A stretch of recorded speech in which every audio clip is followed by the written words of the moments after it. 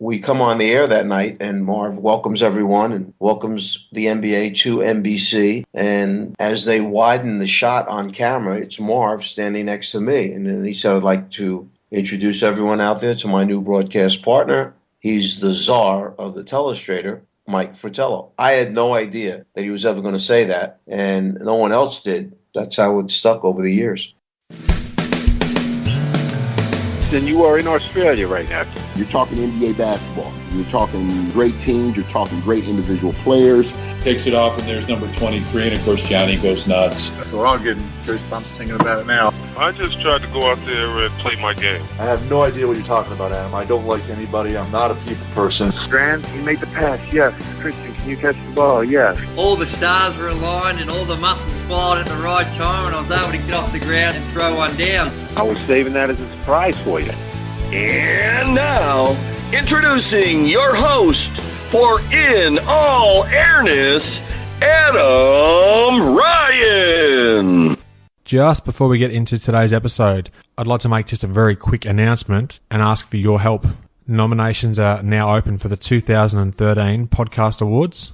Of course, depending on when you're listening to this episode, it may be past 2013, in which case still please do check out the link I'm about to mention because the awards are held annually and I'd still appreciate your support in the future, hoping this show continues for many years to come. I'd be most grateful to you, the listener, to nominate the In All Airness podcast in the sports category. If you've enjoyed the content I've provided throughout the last year, or if you're a new listener to the show and enjoy this episode, this is a fantastic way for you to show your support of my passion for podcasting. To help you with a nomination, simply visit inallairness.com/awards. That gives you all the information you need, and it takes literally just a minute of your time, and I'd appreciate it greatly.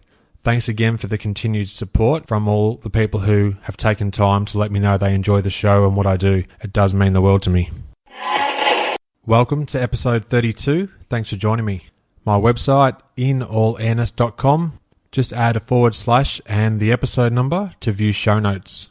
On this episode, I'm very excited to be joined by former NBA Coach of the Year and the Czar of the Telestrator, Mike Fratello.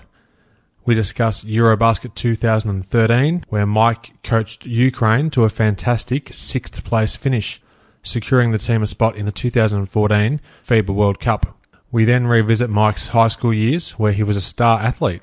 He talks about his foray into coaching and the opportunities that would lead him all the way to the NBA. We talk about his intrinsic links to Hall of Fame legend Hubie Brown. Mike also opens up about the rebuilding process that led the Atlanta Hawks to 4 consecutive 50-win seasons in the 1980s. We chat about his 1986 Coach of the Year season, and he tells a fascinating story about how he helped motivate Dominique Wilkins to reach even greater heights, literally and figuratively, as a player. We talk about the 1988 NBA All-Star Game, where he coached the Eastern Conference squad to victory. Mike also discusses his entry into the world of TV broadcasting and his relationship with the great Marv Albert and former guest of this show, Iron Eagle. You'll also learn how Mike received a pair of game-worn Shaquille O'Neal shoes in some rather unusual circumstances. We get the inside scoop on Mike's experiences with Michael Jordan, including his time alongside MJ as a coach at the Michael Jordan Senior Flight School. We talk about Mike's 6 seasons with the Cleveland Cavaliers and also his stint with the Memphis Grizzlies. Plus, we somehow find time to talk about the 2014 NBA season as well. There's an incredible array of topics that are covered in this chat. I hope you really enjoy it. Thank you, Mike Fratello. I also want to thank former guest of the podcast, Bob Hill. He was key to making this chat with Mike happen. Many thanks, Bob. Your help is much appreciated. Towards the end of the episode, I'll also have some great listener feedback to share. Now, on to the show. My guest today won NBA Coach of the Year in 1986, leading the exciting Atlanta Hawks. He also coached the Cleveland Cavaliers and later the Memphis Grizzlies. Along with Marv Albert, his voice is synonymous from many years as a TV broadcaster, and he is also the head coach of the Ukrainian national team. Mike Fratello, thanks for joining me. Well, thank you for having me on. I'm glad we finally could get together here. It's excellent to be able to speak to you. Now, just 2 weeks ago, France, which was led by Tony Parker, won EuroBasket 2013. There were 24 teams competing, and you led the Ukraine to the quarterfinals for a fantastic sixth-place finish. Do you mind just talking about that EuroBasket campaign and how that now positions your squad in terms of next year's FIBA World Cup? The process started 2 years ago, the 2011 Euro Championships, which was held in Lithuania. And that was my first experience with the Ukrainian national team. We went in there and finished 2-3, tied with Georgia and Slovenia for that third spot. The top three teams in each of the four groups moves on to the second round. So we tied with those other three teams for the third spot, and Georgia wound up advancing because they had the point differential in their favor. So they moved on. Lesson learned by our squad that every basket and every game becomes important right up to the final buzzer. Last summer, the summer of 2012, we had to compete in the qualification tournament to get invited back to the 2013 Euro Championships, which were taking place this past summer in Slovenia. We finished with a 6-2 record. We lost 84-83 overtime game to Croatia. And then the second time we played them at their place, we lost 84-80. So we had two very close games against Croatia. Unfortunately, we didn't win, but they finished 8-0. We finished 6-2, and we both moved on to this year's tournament.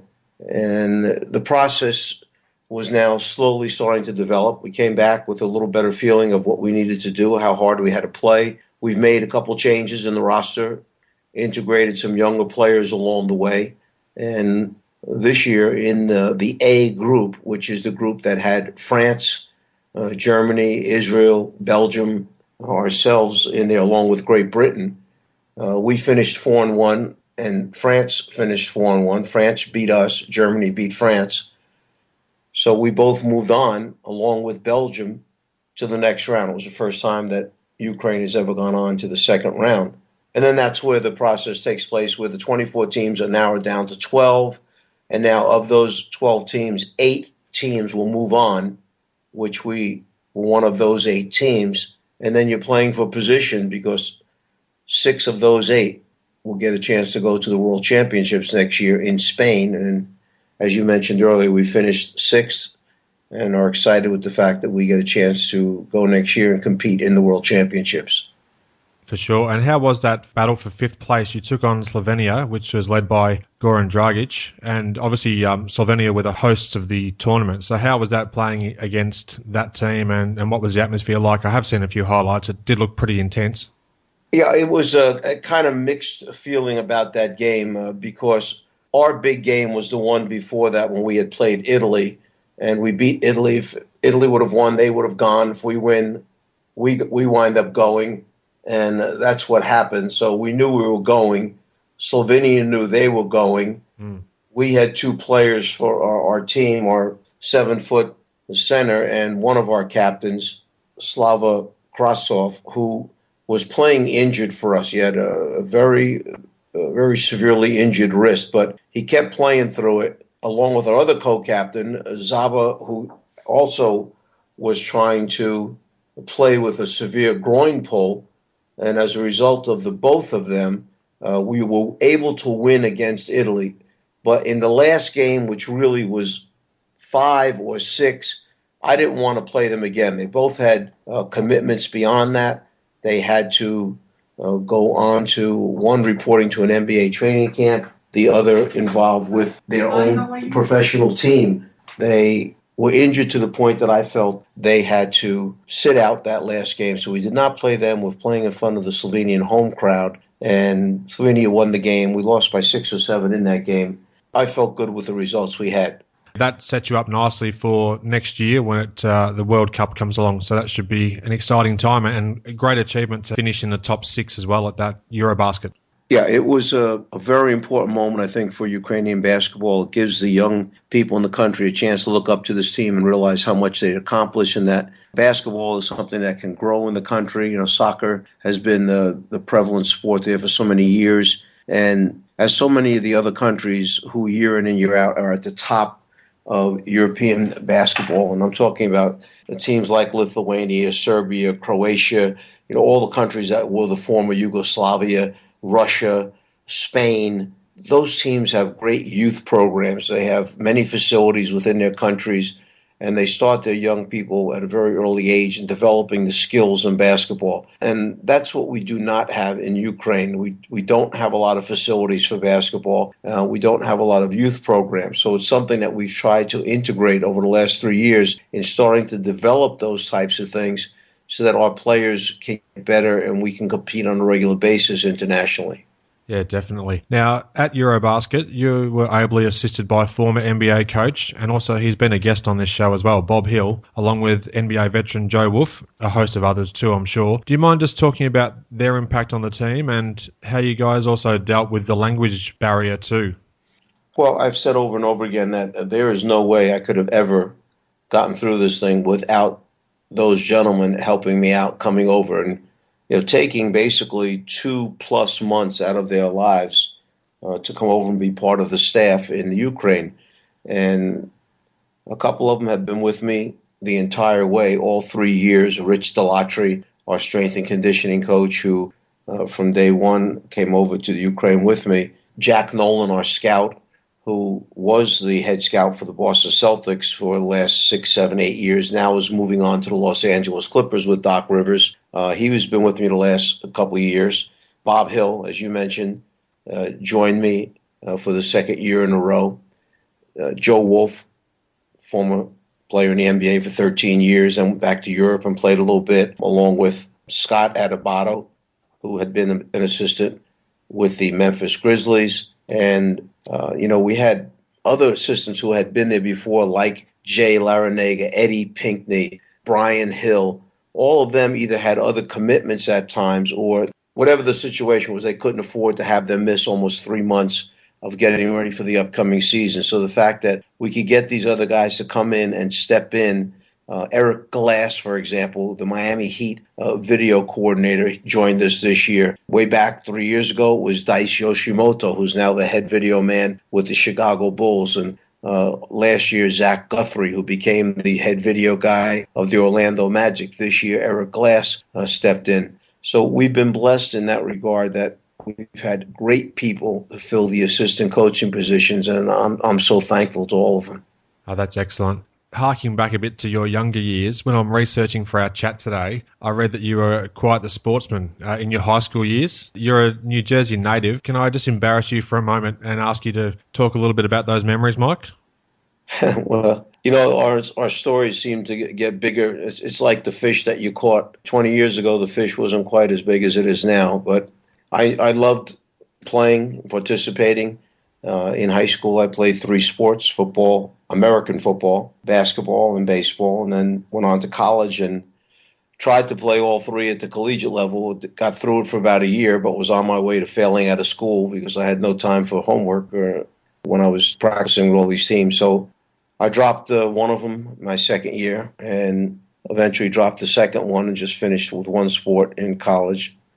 But I love playing, love the competition of it, and my high school days are great memories for me. We had a great city that I grew up in with a great bond amongst the players and athletes who, to this day, we all still stay in touch with each other. It's kind of an incredible thing from our school, how it turns out. But everybody, if you're going back to Hackensack, you let the guys that are still there know you're coming back in town. They'll meet up. We'll have dinners together. We'll try and coordinate something once or twice a year where we can all see each other, and it's a nice thing. As we get older, we're losing 1 or 2 of them every so often now as we get up in age, but I will always cherish those days and those memories. There are a lot of them.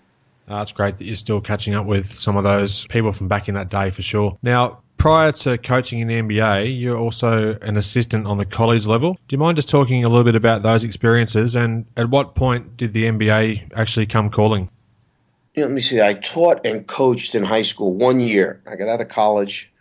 My high school that I had attended called me up, and they wanted me to come back and coach there in the high school. So I did that. And the only negative was that the only job I could take while I was coaching was to teach full-time driver education. So I had to go back, believe it or not, get certified again to go back and teach it in high school. I had to take a special course that was like 4 hours a night for 6 weeks to get certified in this thing. And I wanted to be in the gym. I loved being in the gym. I wanted to be a physical education, health education instructor, and coach. They said, look, we can get you in the coaching right away, but we can't do it as far as the gym opening. There are no openings, but come for 1 year, and then we'll slide you into the gym the next year. So, okay, so I go back, teach full-time driver education at the school, coach a couple sports.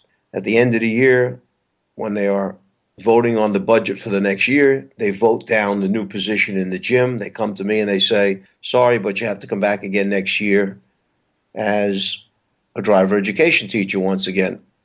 And it was almost fate, Adam, but within 4 days of me getting that message and sulking around a little bit because I really didn't want to do it, but I loved coaching, I get a phone call from a gentleman who says, would you like to go to college coaching? And I was like, well, I haven't thought about it really. He said, well, I can get you a position as a college coach, an assistant, head freshman job at that college. And you would go there and be a graduate assistant, work on your master's degree. And I said, well, I almost have my master's degree done right now. I had gone back at nighttime, taking courses, went back in the summer after my graduation year and took graduate courses. So I said, I'm almost complete with it. The guy said, look, take it in another area. It's going to be worth it to you down the road to get into college coaching now at 23, 24 years of age. So I take the position, go to the University of Rhode Island for 2 years. After Rhode Island, I went to James Madison College, which was in Harrisonburg, Virginia, as the assistant coach down there. 3 years at James Madison under Lou Campanelli. Rolly Massimino calls from Villanova University and said, would you come and be my assistant at Villanova? I go with Rolly for 3 years to Villanova University. And one day I get a phone call from a gentleman named Hubie Brown. Right. Hubie Brown was coaching the Atlanta Hawks at the time in the NBA. And he said, Mike, would you like to come as my assistant with the Atlanta Hawks? And I had never actually thought about it. It wasn't like it was something I can honestly say I went home every night and prayed that I would wind up in the NBA. I was happy to be an assistant at Villanova. I was hoping that, maybe someday I'd get my own job, either at the high school or collegiate level. But when Hubie Brown called and offered me the opportunity, I was kind of like, hey, let's go try it. This is something new and you haven't done it before. And, I had so much respect for Hubie. And the interesting thing is my relationship with Hubie Brown had gone back to when I was playing in high school. Hubie Brown was coaching another high school that was in the same league that we played in. All right. So I coached and played against him. I should say I played against him. He coached against me in football, in basketball, and in baseball. The irony of the whole thing where years later, I obviously followed his career as he went on to become first an assistant at the collegiate level, then an NBA assistant coach, then the head coach of the Kentucky Colonels in the ABA where they won the championship, and then the head coach in the NBA. And he followed my career, and one day calls me and offers me the assistant's job. I accept it. I'm Hubie's assistant in Atlanta for 3 years. Then Kevin Lockery takes over in Atlanta. I stayed with him for a year. Hubie got the Knicks job in New York. I went with Hubie as his assistant for a year. And at the end of that year, the Atlanta Hawks called back and said, we're making a change. We'd like you to come back and be our head coach in Atlanta. And that was beginning of 7 great years as the head coach in Atlanta.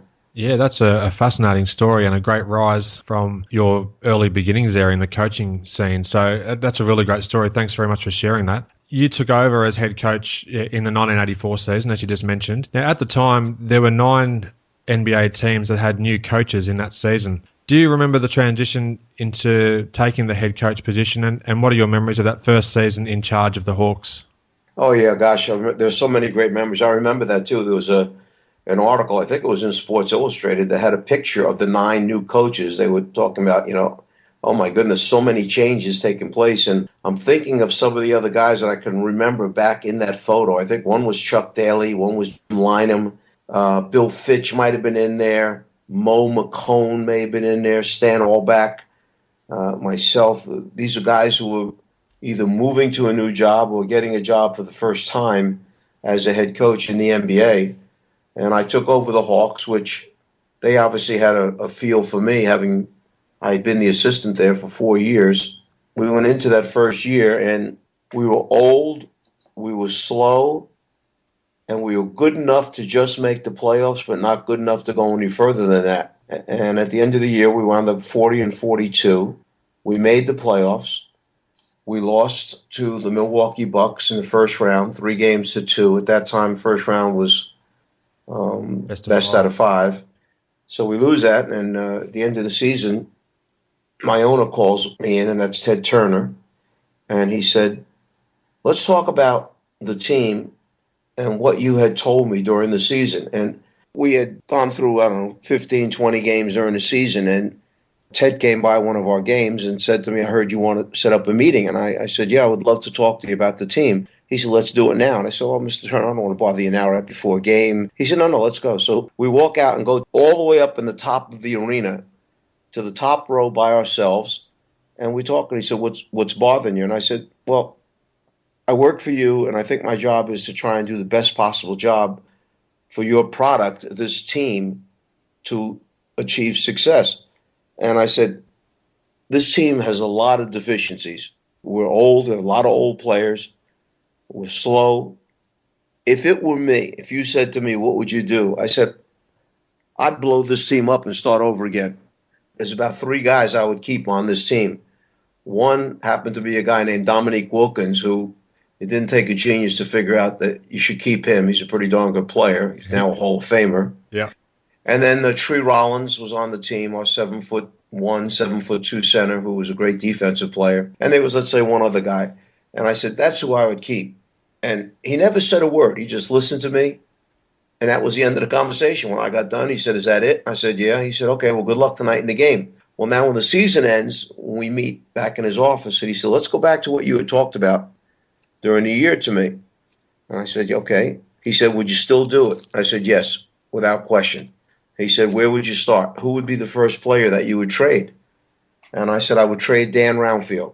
He said, why? He said, he's an all-star player. I said, because he's the most marketable guy we have. We can get a lot back in return. So we went ahead and did it. We traded Roundfield. We got back Antoine Carr, Cliff Levingston, 2 draft picks. Both of those draft picks wound up making our team. Carr and Levingston wound up making our team.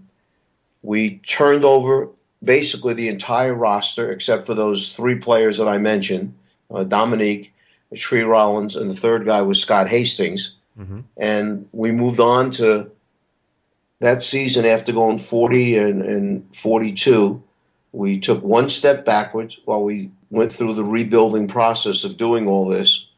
In the third season that I was there, we won 50 games, made the playoffs, and that started the string of 50, 57, 52, and 50 wins in a row with that group that we had kind of put together. It was a great nucleus that we had, and it was a great run for us in Atlanta.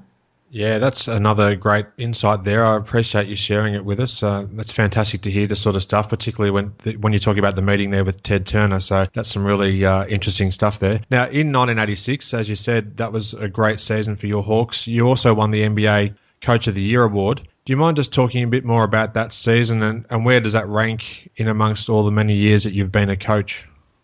Something that you'll never forget. It was a wonderful year. We had 4 rookies on the roster when the year started. And we had made these changes that I had alluded to before during the prior season. And with the 4 rookies, alongside players like Doc Rivers, who had been with us for 1 year, Randy Whitman, who had been with us for 1 year, Dominique had been with us for 2 years, Tree Rollins, that group, Kevin Willis, we now were kind of taking our first giant step to moving forward and becoming a legitimate contender. And to see that young group lacking experience, lacking the ability to fall back on previous situations, they worked their way to 50 wins that season and kind of surprised the rest of the NBA and allowed me the opportunity to have some exposure. When the coaches voted, I was fortunate enough to wind up getting the award at the end of the year. But it was no question that it was all based on the fact that this team had played so well and accomplished so much, and it was just starting to scratch the surface. Yeah, definitely. Now, in that 1986 season, when it came playoff time, you ran into the freight train that's otherwise known as the Boston Celtics, who were playing probably one of their greatest ever seasons and possibly one of the greatest ever teams of all time. So do you consider the Celtics of the mid to late 80s your greatest rival when you were coach of the Hawks? Well, may have started out with Detroit first. We were trying to work our way past Detroit, and that's when they were having the up-and-coming group. The three teams that we had to deal with during our best runs were Detroit, Chicago, and Boston. Maybe not in that particular order, but that's what it seemed like to me. The Celtics were right up there, as one of the premier teams. Detroit was establishing itself, and Chicago eventually was going to be the team that replaced Detroit. But getting by Boston was going to be a hard thing because of the Hall of Fame front line they had with Parrish, Bird, and McHale, Bill Walton coming off the bench. And, we had this young, up-and-coming team. In that 7-game series, when we lost the 7th game by 2 points, it's just so vivid. And I've seen that game replayed so many times on television, on some of the NBA legendary shows that they've done where they replay so many of the great games of the past. But we got close, but we just couldn't take that next step to get past them. Yeah, that's the 1988 Eastern Conference semis. Is that the series you're talking about? Yes, exactly.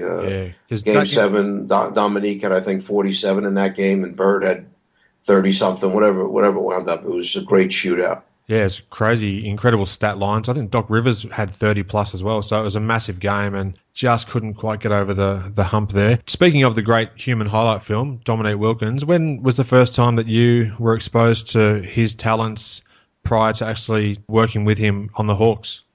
I had seen him play at the University of Georgia just a couple times on television, and then during his first year in the NBA, had a chance to obviously see him play for Atlanta. Never anything up close. I was in New York as the assistant to Hubie when he entered the NBA in year number 1. He played in Atlanta under Kevin Lockery. And then when I came back to take over the team in his second season, I can remember the sit-down meeting that we had, our first one-on-one meeting that I had with him, when I asked him, tell me about the team and tell me what you think you can do to help this team. He thought we could, win more games than they had won the year before. He thought he could score way more. He had averaged only 17 points a game, and I say only, in his first season. Did not shoot well from the foul line. He was in the mid-60s, 64, 65, something like that, from the free throw line. So we kind of broke his game down, and I said, you think you can score more? And he said, yeah. And I said, well, how about if we break it down and look at it this way? And we went through all the aspects of his game. I kind of had some fun with him along the way. I said, can you jump at all?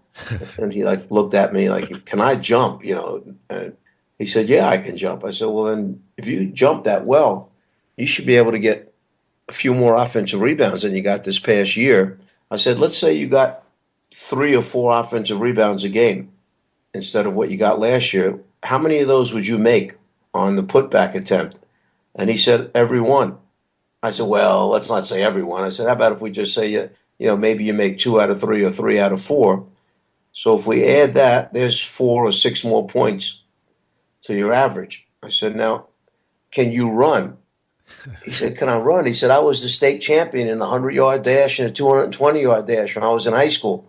I said, wow, well, if you can run, I said, if we fast break, you should be able to run the floor and get down the other end of the floor, right? He said, yeah. I said, well, I'll give you 2 or 3 more baskets if you run hard down the other end of the floor. So I said, now we've just added another 4 or 6 points to your average. So right now we've added somewhere between 8 and 10 points to your average. I said, you're up to 27 points right now.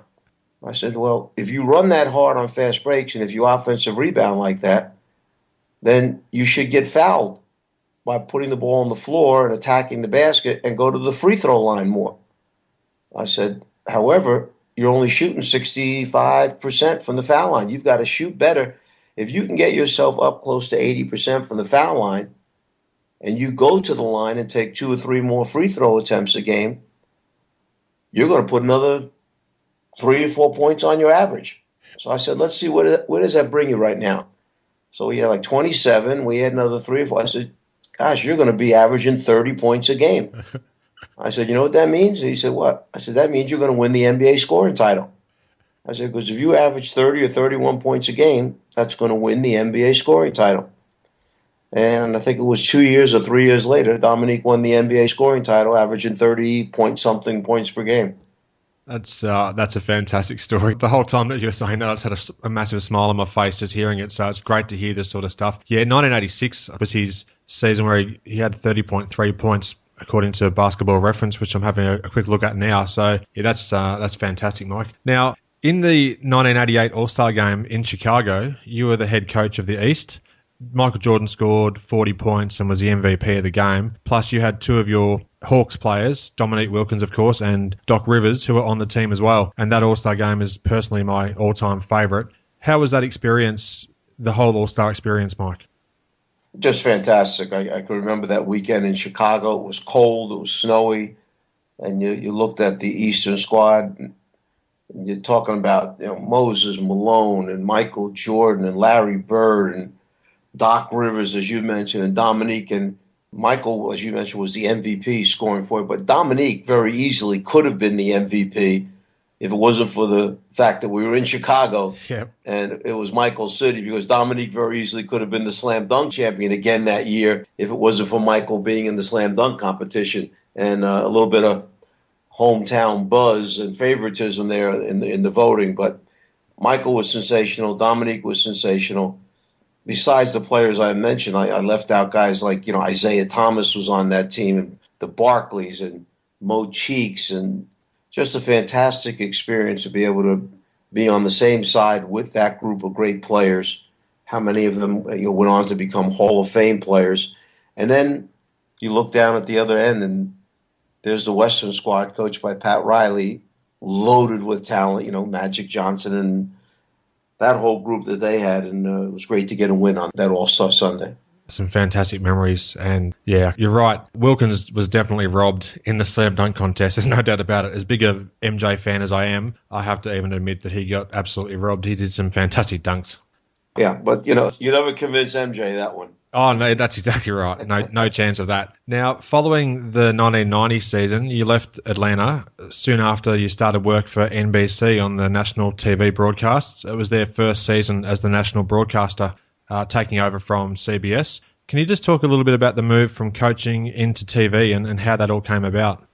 Well, I had finished 7 years of being the head coach in Atlanta, and when I was relieved of my duties there in Atlanta after 7 years of coaching the team, CBS had previously had the rights to NBA basketball, and the contract was up. NBC came in and outbid CBS for the rights and took over coverage of NBA basketball for the first time. Mm-hmm. So they were looking for new announcers, new people to do the games, and I was out there. Chuck Daly was out there. Pat Riley was out there. And we all auditioned.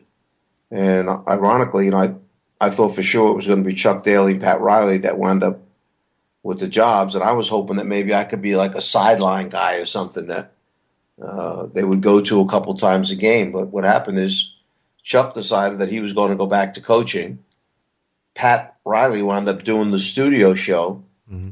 And almost by forfeit or by happenstance, I wound up as the guy that was going to wind up being one of the color analysts for the games. And when they selected their play-by-play guys, Marv Albert, the Hall of Famer, the legendary Marv Albert, was their first team, meaning the A-team play-by-play guy.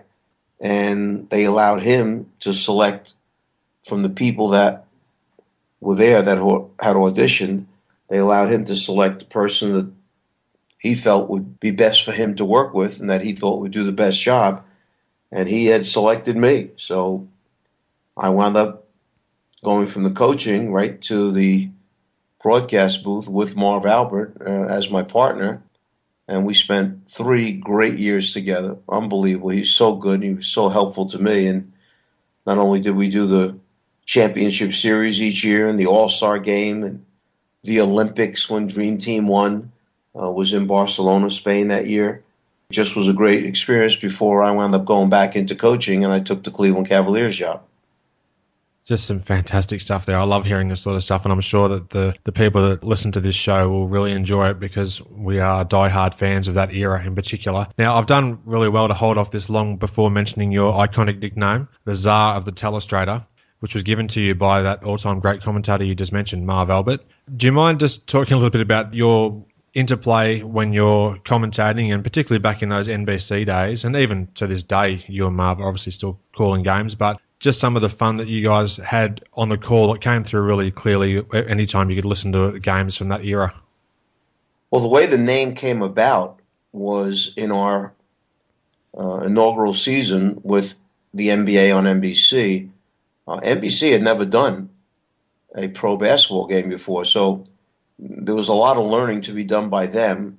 They relied very heavily on Marv for suggestions and recommendations, and before we even got to the season, they said, look, we've got to try and do a game somewhere that we all get a chance to see what we're doing, get a feel what's going to happen when the regular season starts. Let's get rid of all the kinks and kind of have one game together where we can all learn together.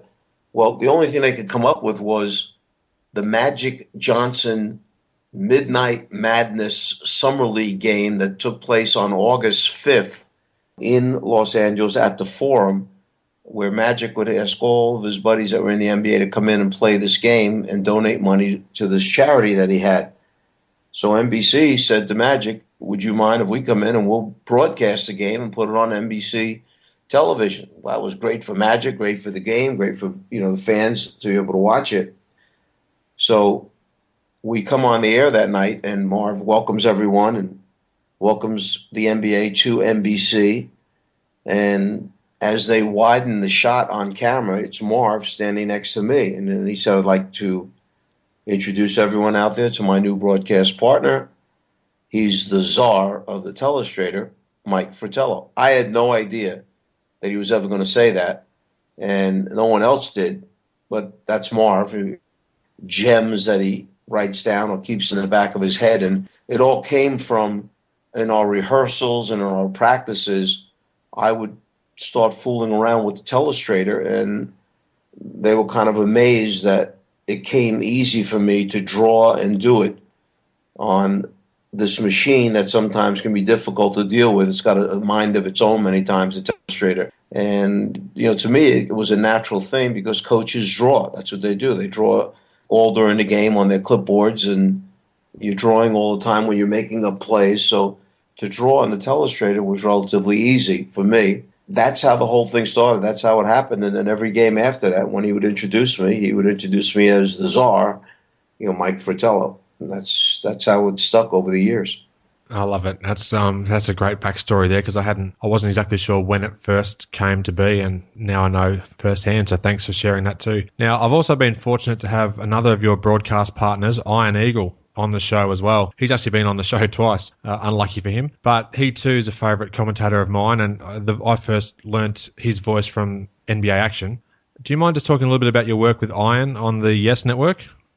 Again, I've been blessed with great partners, and Iron comes out of the same mold as Marv Albert. In fact, they both graduated from the same university, Syracuse, which has produced so many great broadcasters. Bob Costas, another graduate out of that program and system. But when I also picked up games for Yes Network, that was my first association of doing games with Iron. And fortunately for me, not only have I done the games on Yes Network, and that's the coverage of the Nets games, formerly the New Jersey Nets, now the Brooklyn Nets, but Iron also wound up joining me on TNT doing coverage of the NBA playoff games because I had since moved on to TNT after coaching in Cleveland for 6 years as the head coach. I went to TNT Television, then went back to coaching in Memphis, then came back to TNT Television again after my coaching in Memphis.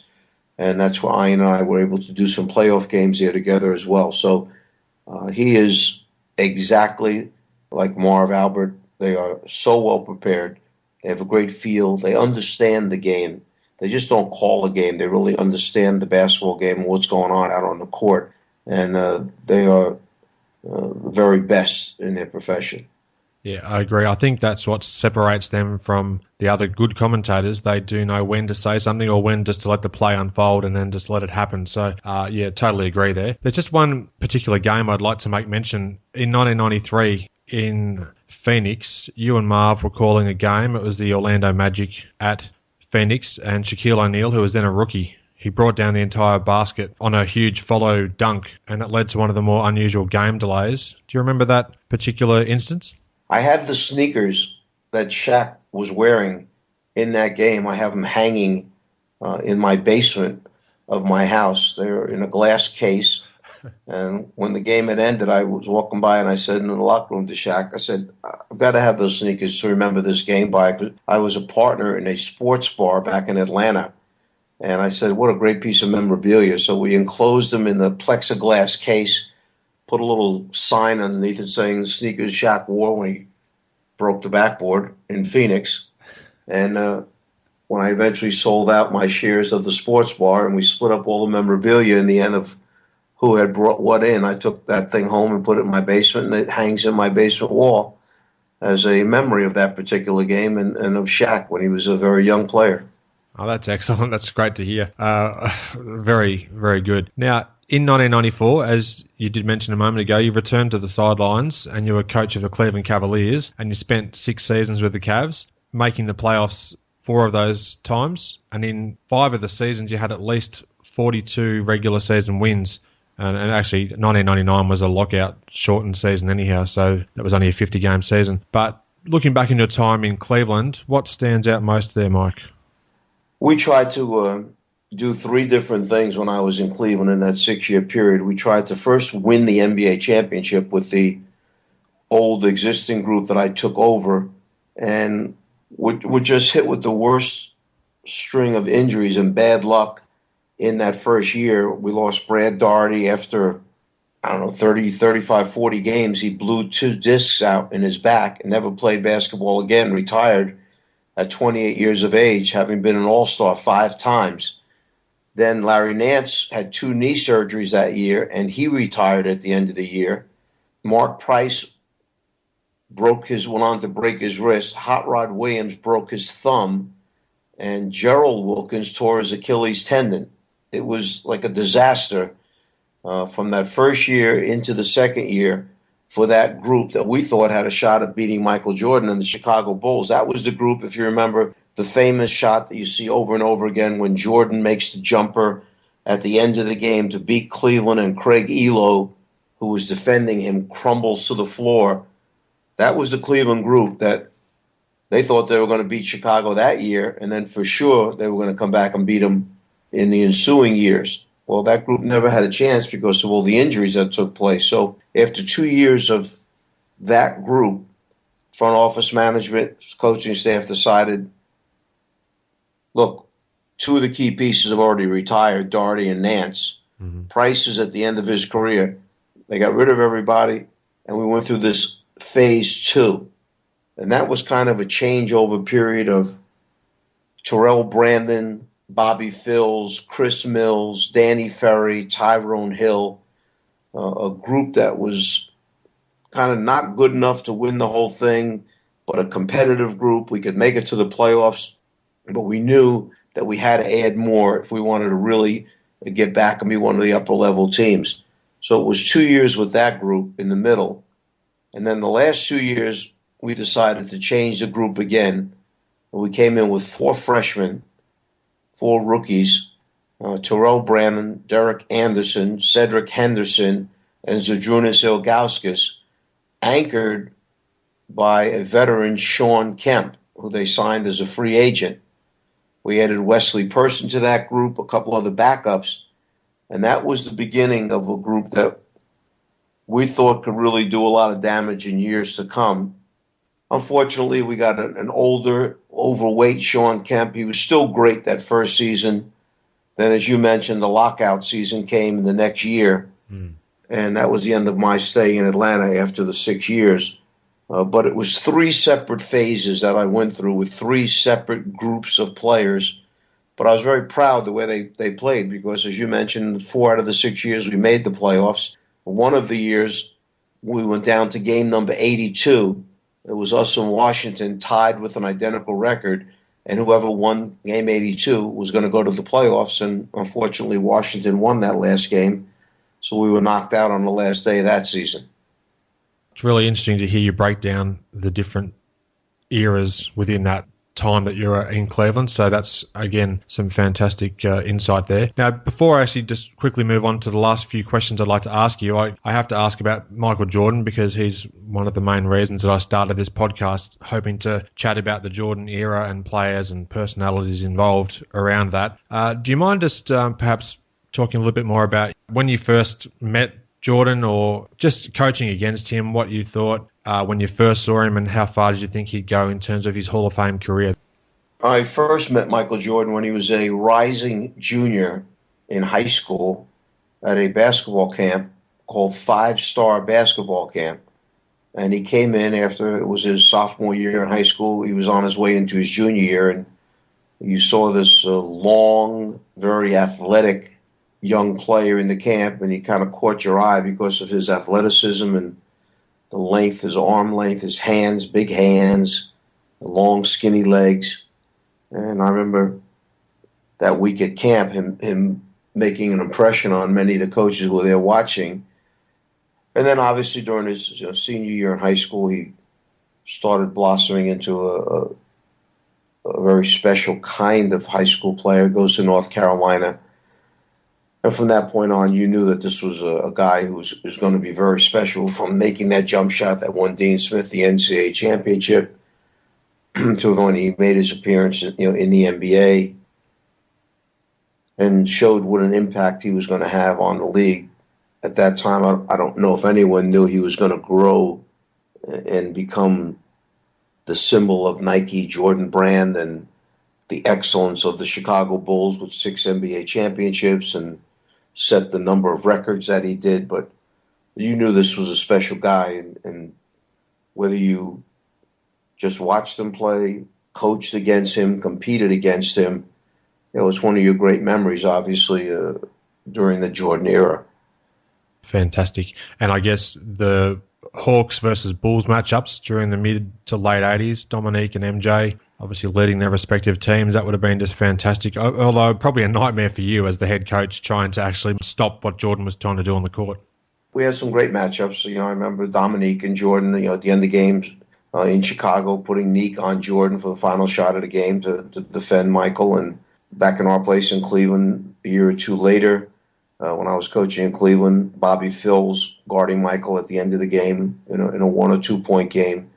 In fact, as we're speaking right now at this moment, I am wearing a Michael Jordan Senior Flight School golf shirt, which is the fantasy camp that Michael started in Vegas probably 15, 16 years ago. It had a 12, 13-year run in Vegas where you could come in. You had to be 35 years of age or older to apply to get in the camp. Mm-hmm. It was $15,000 a person to spend these 4 days of basketball with Michael Jordan, and we limited it to just 100 players a week. And some of the great coaches they hired, the Chuck Daly's, the Hubie Browns, the Mike Krzyzewskis, Rick Pitino's, John Calipari's, George Karl's. I could go on, Doug Moe's, Billy Cunningham's. These are all guys that coached at the camp during these years. Lenny Wilkins, the Hall of Famers. And Michael put the best staff together that he could. He got players to come in, and we treated it just like you would treat a regular kids' camp, except these were adults who had paid a lot of money to go there. But they got up in the morning, had breakfast, and we had lectures, and we had stations for teaching, and then we had games and competitions, and right down to the end where we would film and have an announcer do the championship game. And then if your team won the championship, you got a championship ring. That was quite a championship ring to get for a camp situation. And you had to come back the next year to pick up your ring. So it ensured that you you knew at least 10 guys were going to sign up for the next year at camp because they wanted their rings during the next season. And it was just a great experience. We held it out in Vegas at the Mirage Hotel for most of the years. Wonderful experience. When Michael took over full ownership of the Bobcats in Charlotte, he felt his time commitment was too strong and just couldn't do the camp anymore. So we ended it about 2 or 3 seasons ago. Yeah, that would have been an amazing experience to be part of that. If I could somehow sneak my way into that, go back in time, I'd certainly do it. But I don't think the size of my wallet would allow that, unfortunately. Now, during the 2005 season, you were lured back to coaching, and we did briefly touch on this a bit earlier. This time it was with the Memphis Grizzlies. In the final 66 regular season games, you went 40-26. And in 2006, with the full season that you had with the team, you went 49-33. How would you describe that time with the Grizzlies, Mike? I was doing television, and the season was about 15, 16 games into the season. I got a phone call from Jerry West, who was the general manager, president of the Memphis Grizzlies, and he said, Mike, tomorrow we're going to have a press conference, and Hubie Brown is going to step down as head coach. He's having some health issues, and he said, I want to offer you the job.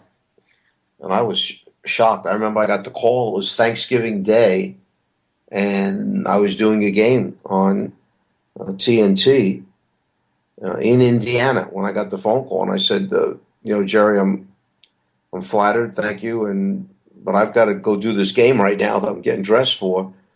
Let's talk about it after the game. So we called back that night. We spent a couple hours on the phone, and there were some things that I needed ironed out before I could make a decision like that. One was I felt an obligation. I was doing not only TNT, but I was doing the Miami Heat games on their local channel, which may have been Sports South, whatever it was, Sunshine Network maybe down in Miami at that time or in the state of Florida at that time. And I felt an obligation there. So I said I needed to call Pat Riley and ask him how he felt about it because I didn't want to walk out on the broadcast. And I had to call the people at TNT and do the same thing, ask them permission, because I didn't want to walk out at the beginning of the season on them. And I did that, did my things, and got permission from both groups to go ahead and pursue coaching again if I wanted to. And Jerry had to do some things down in Memphis that he wanted to get taken care of. So it was about a week went by before I actually accepted the job. They had played 4 more games. When I took over, I think they were 4-11 or 5-11, something like that, when I took over the job. And that's when we finished up, like you mentioned, 40-26, and wound up going to the playoffs that year. Went to the playoffs the following year with 49 wins. And it was good. It was good to get back into coaching. It was good to be able to follow Hubie Brown and try and get the group back into the playoffs once again. And it was another one of those things that wound up for me being a real great experience. Definitely, for sure. Now, if you don't mind me asking, and with respect to your job with the Ukraine, would you ever consider returning to the NBA if the right coaching scenario came about? Well, I'm not sure. At my age, you can wait for the right coaching scenario. It's, at my age, you want to try and put yourself in a situation where at least you have a chance. I'm not sure general managers or owners are going to bring in someone in his mid-60s and think about a 10, 12-year rebuilding process. You'd like to get a team that's got some talent on it where you have a chance to win your share of games, and you try and get them to reach that next level. And obviously, the dream of every coach is to have a team that's deep enough talent-wise that you have a chance to make it and have a run at the NBA championship. And that's a very special situation that would have to come along and develop. But would I like one more chance to coach in the NBA? Certainly. I'd love to have one more shot with the team and see what we can do with them. Yeah, you've been really open and honest, and I sincerely appreciate that. Thanks for answering the question. And Hubie Brown did win Coach of the Year. I think it was 2004, and at the age of 70, so it's certainly not beyond the realms of possibility that if it did happen, a chance in the NBA that you'd be more than willing to move in there. Hubie was one of the great coaches. He's a Hall of Famer right now, a well-deserved Hall of Famer, because this guy is a basketball encyclopedia. He coached and won a championship in the ABA. Then he was Larry Costello's assistant with the Milwaukee Bucks when they won the championship there with Oscar Robertson and, at that time, Lou Alcindor, later to become Kareem Abdul-Jabbar, and then went on to become the head coach of the Atlanta Hawks, the New York Knicks, the Memphis Grizzlies, and just being associated. My existence in the NBA came because of Hubie Brown. So any good fortune, any success that I've had, I never would have tasted that if it were not for Hubie Brown. So I'm deeply indebted. I love that man. It comes through very clearly in the conversation too. You're intrinsically linked, no doubt. The 2014 NBA season is just 3 weeks away as we record this chat. At this very early stage, and I know it is obviously very early because it's only pre-season, what teams do you think are ready to challenge the Miami Heat for the NBA title? We've got a number of teams now in the Eastern Conference that have...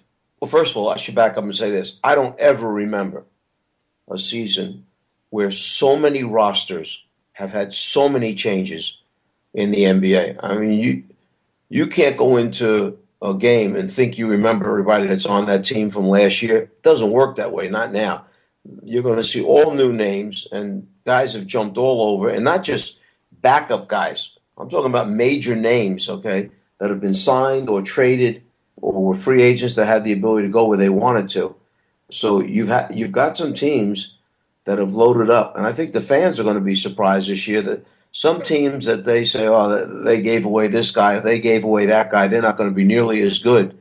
You're going to get surprised by some of these teams because the moves they made after they got rid of the name players that you remember, they've put some pretty good pieces back in their places. So when you look at the Eastern Conference, Miami clearly has to be favored because of their previous 2 championships. But the Indiana Pacers certainly gave them a good run. Chicago Bulls now have their main man, Derrick Rose, back once again. The Brooklyn Nets have loaded up with all the moves they made. The New York Knicks come off a terrific season last year. The Cleveland Cavaliers are going to be an interesting team this year. My thoughts are that they will be a playoff team this year if Bynum stays healthy and plays the entire season. So you've got 3 or 4 teams there that could give Miami a run for the championship in the Eastern Conference. It's going to be an exciting season, and I'm sure that you're looking forward as well to being involved in that as well with your commentary duties.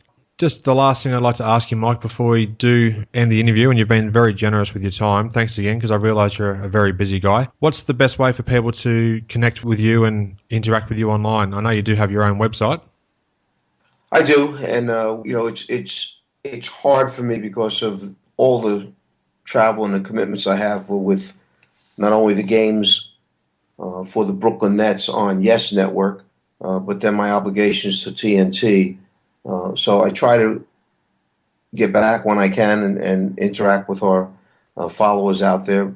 But, MikeFratello.com is out there, and I love the people that are nice enough to take their time and watch our games, whether it's on Yes Network, on NBA TV, on TNT, and follow us. And wish there were more time, but unfortunately I have to get on planes and travel and get to these next games, and in between I do my homework to try and get ready for the last 3 or 4 seasons. I've done somewhere between 92 and 96 assignments when you combine both networks. So it's a lot of time on planes, in hotels, and a lot of homework to get done. So I don't have nearly the time that you might have if you were in one city and you could, dedicate a couple hours every day to getting back to your followers. So I apologize for that, but it's part of what it is if you're trying to do the 2 networks the way I am. Oh, no, it's totally understandable. But I'm sure if people were to head to MikeFratello.com, that's the best way probably to keep in touch with what's happening in your world as well. Mike, it's been an absolute honour speaking with you today. I can't thank you enough for your time, and I really appreciate you chatting with me.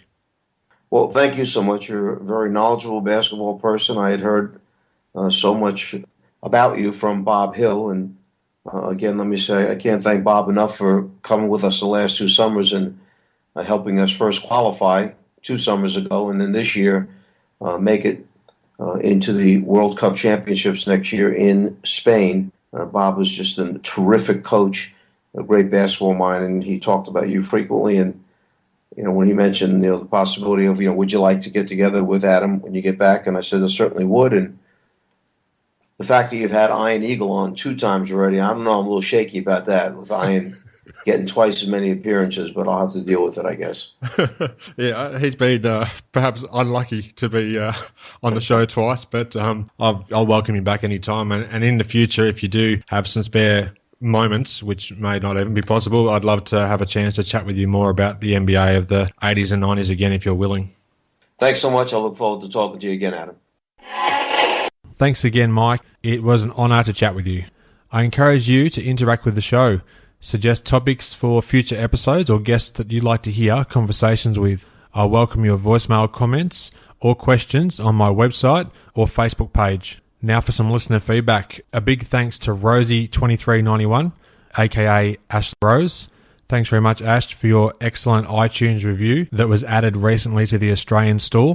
Very much appreciated, mate. Thank you. Worldwide, the show currently has 17 reviews and 21 5-star ratings, which is just fantastic. If you add a review, I'd love to mention your name in a future episode. Here comes my cliched line: your ratings and reviews are the ultimate assist, but it really is true, helping me reach a wider audience for the podcast. In turn, that gives you, the listener, more opportunity to hear conversations with great guests. Please subscribe to my show on iTunes, or you can simply add my RSS feed. Check out the right-hand sidebar of my website. You can hear the show on Stitcher, Player FM, and other podcatchers. Thanks for listening. I hope you enjoyed the show and share my web address with your friends and colleagues, inallairness.com. Check out the podcast archive for plenty more episodes with high-profile guests. Follow me on Twitter @inallairness. Please add your like to the show's social hub, facebook.com/inallairness. Join me next time for another edition of the show.